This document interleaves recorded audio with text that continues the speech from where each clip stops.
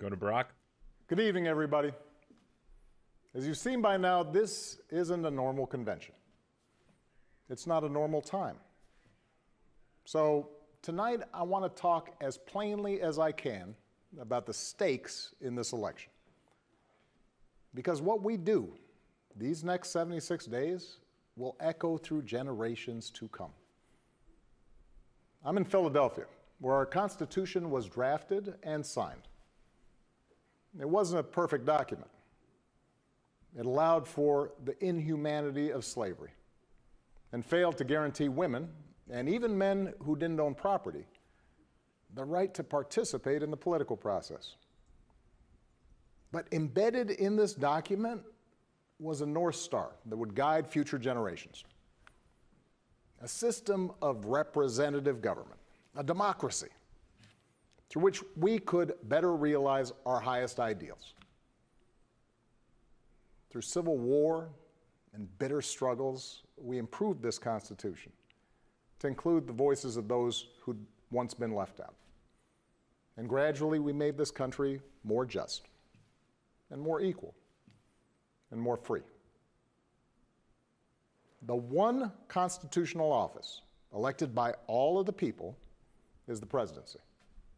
So at a minimum, we should expect a president to feel a sense of responsibility for the safety and welfare of all 330 million of us, regardless of what we look like, how we worship, who we love, how much money we have, or who we voted for. But we should also expect a president to be the custodian of this democracy. We should expect that regardless of ego, ambition, or political beliefs, the president will preserve, protect, and defend the freedoms and ideals that so many Americans marched for, went to jail for, fought for, and died for. I have sat in the Oval Office with both of the men who are running for president. I never expected that my successor would embrace my vision or continue my policies. I did hope, for the sake of our country, that Donald Trump might show some interest in taking the job seriously. That he might come to feel the weight of the office and discover some reverence for the democracy that had been placed in his care. But he never did. For close to 4 years now, he has shown no interest in putting in the work. No interest in finding common ground, no interest in using the awesome power of his office to help anyone but himself and his friends. No interest in treating the presidency as anything but one more reality show that he can use to get the attention he craves. Donald Trump hasn't grown into the job because he can't. And the consequences of that failure are severe. 170,000 Americans dead. Millions of jobs gone, while those at the top take in more than ever. Our worst impulses unleashed, our proud reputation around the world badly diminished, and our democratic institutions threatened like never before. Now, I know that in times as polarized as these, most of you have already made up your mind. But maybe you're still not sure which candidate you'll vote for, or whether you'll vote at all. Maybe you're tired of the direction we're headed, but you can't see a better path yet, or you just don't know enough about the person who wants to lead us there. So let me tell you about my friend, Joe Biden. 12 years ago, when I began my search for a vice president, I didn't know I'd end up finding a brother. Joe and I come from different places, different generations, but what I quickly came to admire about Joe Biden is his resilience, born of too much struggle, his empathy, born of too much grief. Joe is a man who learned early on to treat every person he meets with respect and dignity, living by the words his parents taught him. No one's better than you, Joe, but you're better than nobody. That empathy, that decency, the belief that everybody counts, that's who Joe is. When he talks with someone who's lost her job, Joe remembers the night his father sat him down to say that he'd lost his. When Joe listens to a parent who's trying to hold it all together right now, he does it as a single dad who took the train back to Wilmington each and every night so he could tuck his kids into bed. When he meets with military families who've lost their hero, he does it as a kindred spirit, the parent of an American soldier, somebody whose faith has endured the hardest loss there is. For 8 years, Joe was the last one in the room whenever I faced a big decision. He made me a better president, and he's got the character and the experience to make us a better country. And in my friend Kamala Harris, he's chosen an ideal partner who is more than prepared for the job. Someone who knows what it's like to overcome barriers and who's made a career fighting to help others live out their own American dream. Along with the experience needed to get things done, Joe and Kamala have concrete policies that will turn their vision of a better, fairer, stronger country into reality.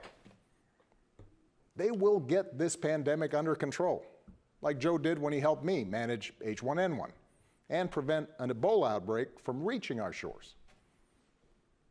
They'll expand healthcare to more Americans, like Joe and I did 10 years ago, when he helped craft the Affordable Care Act and nail down the votes to make it the law.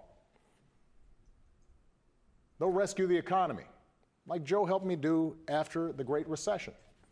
I asked him to manage the Recovery Act, which jump-started the longest stretch of job growth in history. And he sees this moment now, not as a chance to get back to where we were, but to make long overdue changes so that our economy actually makes life a little easier for everybody. Whether it's the waitress trying to raise a kid on her own, or the shift worker always on the edge of getting laid off, or the student figuring out how to pay for next semester's classes. Joe and Kamala will restore our standing in the world. And as we've learned from this pandemic, that matters. Joe knows the world, and the world knows him. He knows that our true strength comes from setting an example that the world wants to follow. A nation that stands with democracy, not dictators. A nation that can inspire and mobilize others to overcome threats like climate change and terrorism, poverty and disease. But more than anything, what I know about Joe, what I know about Kamala, is that they actually care about every American, and that they care deeply about this democracy. They believe that in a democracy, the right to vote is sacred, and we should be making it easier for people to cast their ballots, not harder. They believe that no one, including the president, is above the law, and that no public official, including the president, should use their office to enrich themselves or their supporters. They understand that in this democracy, the commander-in-chief does not use the men and women of our military who are willing to risk everything to protect our nation as political props to deploy against peaceful protesters on our own soil. They understand that political opponents aren't un-American just because they disagree with you. A free press isn't the enemy, but the way we hold officials accountable.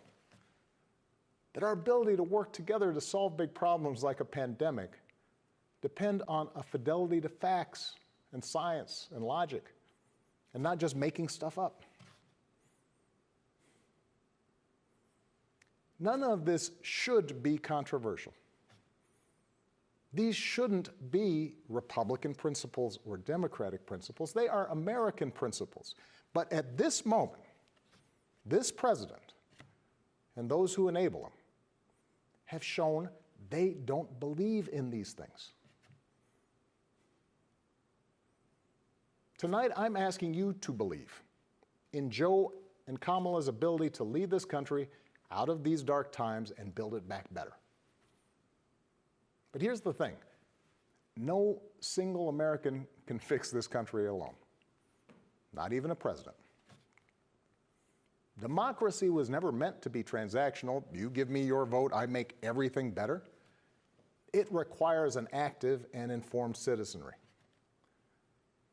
So I'm also asking you to believe in your own ability, to embrace your own responsibility as citizens, to make sure that the basic tenets of our democracy endure. Because that's what's at stake right now. Our democracy. Look, I understand why a lot of Americans are down on government. The way the rules have been set up and abused in Congress make it easier for special interests to stop progress than to make progress. Believe me, I know it.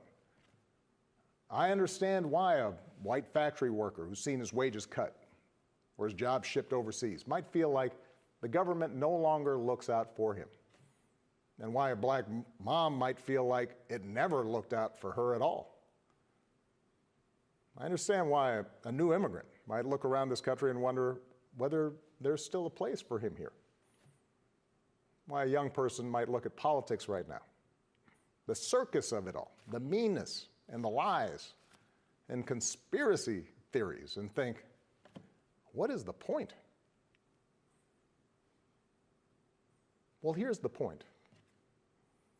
This president and those in power, those who benefit from keeping things the way they are counting on your cynicism.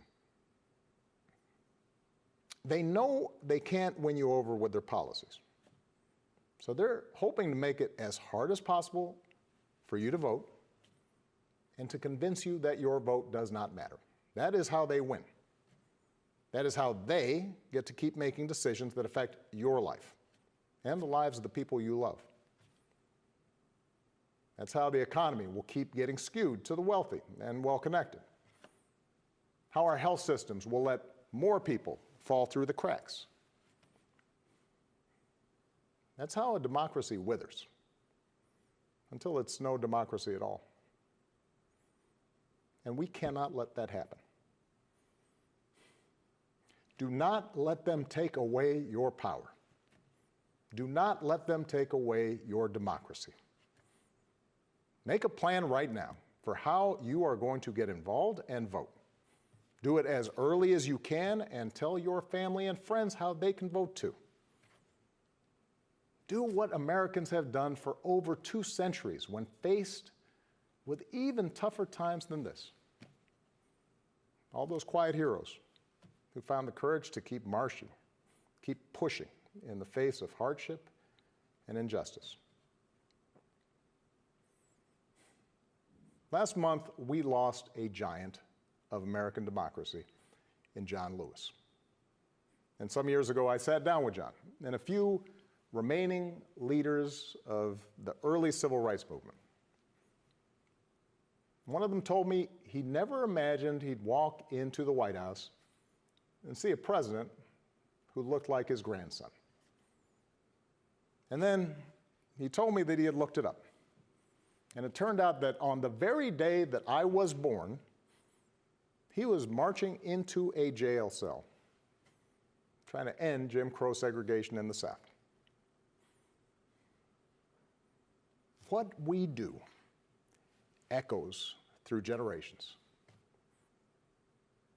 Whatever our backgrounds, we are all the children of Americans who fought the good fight. Great-grandparents working in fire traps and sweatshops without rights or representation. Farmers losing their dreams to dust. Irish and Italians and Asians and Latinos told, go back where you come from. Jews and Catholics Muslims, and Sikhs made to feel suspect for the way they worshiped. Black Americans chained and whipped and hanged, spit on for trying to sit at lunch counters, beaten for trying to vote. If anyone had a right to believe that this democracy did not work and could not work, it was those Americans, our ancestors. They were on the receiving end of a democracy that had fallen short all their lives. They knew how far the daily reality of America strayed from the myth. And yet, instead of giving up, they joined together. And they said, somehow, some way, we are going to make this work. We are going to bring those words in our founding documents to life.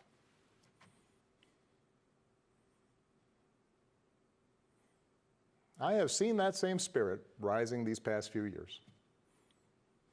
Folks of every age and background who packed city centers and airports and rural roads so that families wouldn't be separated, so that another classroom wouldn't get shot up, so that our kids won't grow up on an uninhabitable planet. Americans of all races joining together to declare, in the face of injustice and brutality at the hands of the state, that Black lives matter. No more, but no less. So that no child in this country feels the continuing sting of racism. To the young people who led us this summer, telling us we need to be better, in so many ways, you are this country's dreams fulfilled. Earlier generations had to be persuaded that everyone has equal worth. For you, it's a given, a conviction.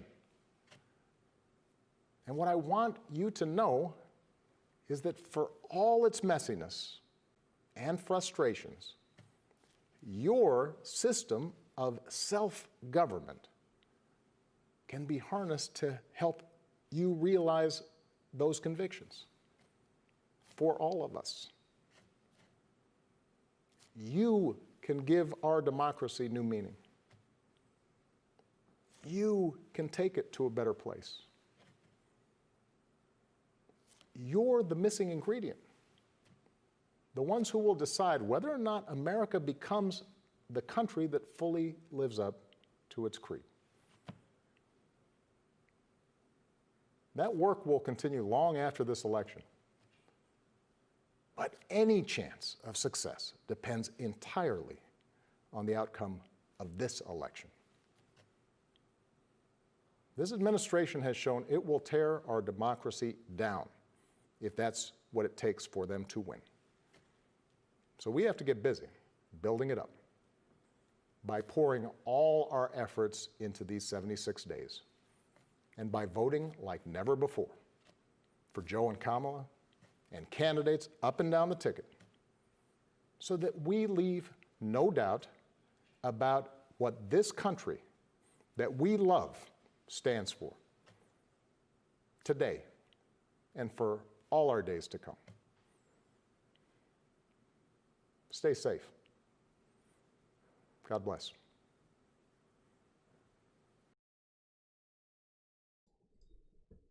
Okay.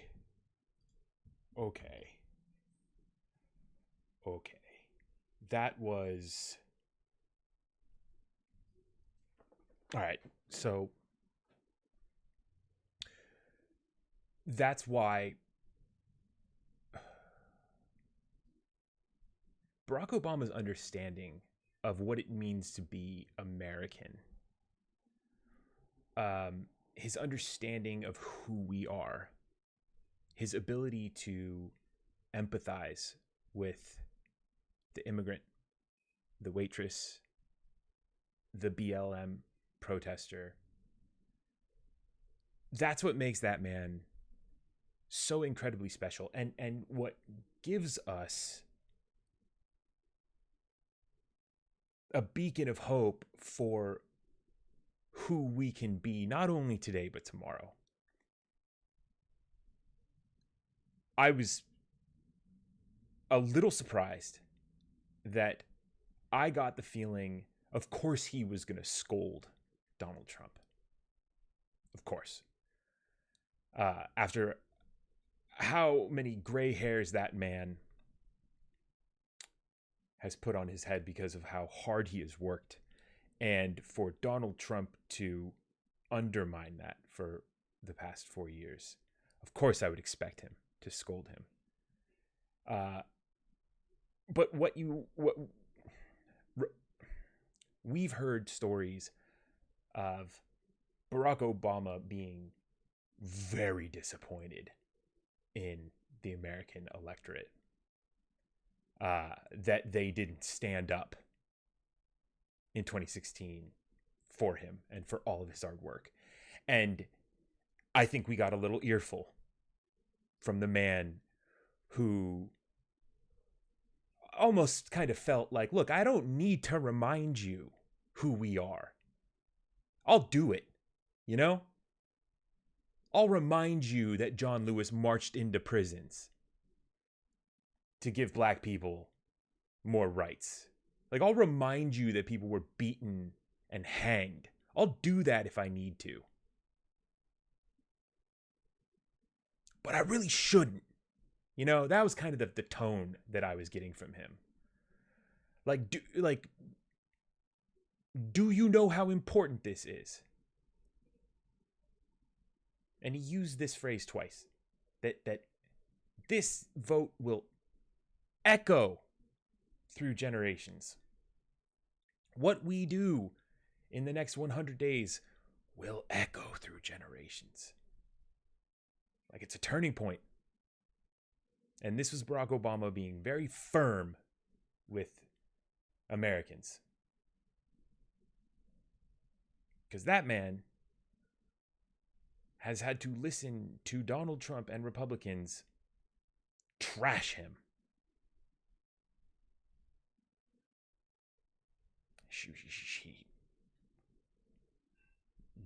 Our America should not be like this.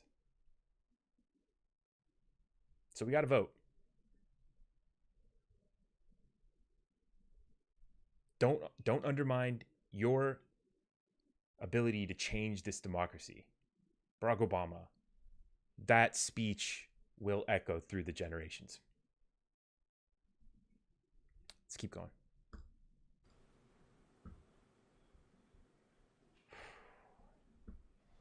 Thank you, President Obama, for your brilliant leadership.